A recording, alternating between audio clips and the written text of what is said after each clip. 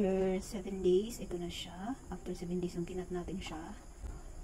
Ito na po ang update sa ating pothos plant. Meron na siyang stable yung ano niya, ugat po.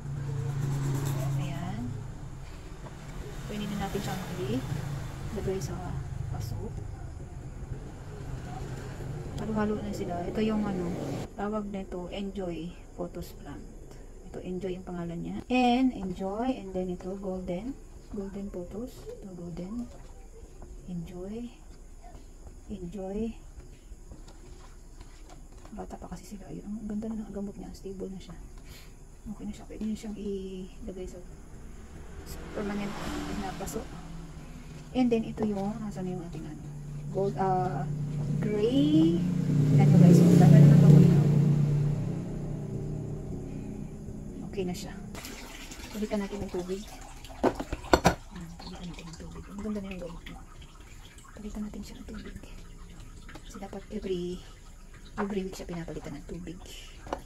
Okay? So I'm just looking for the ano, yung isang klase niya. Parang ayaw ata ng ano. Yung isa, ano, wala.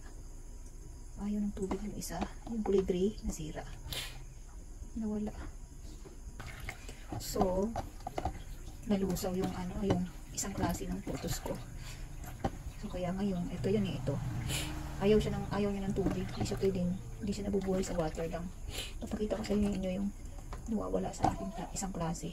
Kulay gray. Nawala siya, hindi siya nag-stand. Na ano siya, ayun o. Nalusaw. Nawala. So, hindi siya pwede sa tubig. Papakita ko sa inyo yung klase na yung nahanap ko dito. So, ito yung hinahanap ko kanina doon sa binabad ko na hindi ko makita. So, ayaw niya ng tubig. Gusto niya sa lupa nung talaga siya. So, yun. Dami ko pa naman kinat. Tapos, ito lang natira. Buti na lang may tinira pa ako dito. So, yun. Ito yung wala sa akin. Hindi siya nag-survive sa water. So, ayaw niya ng water.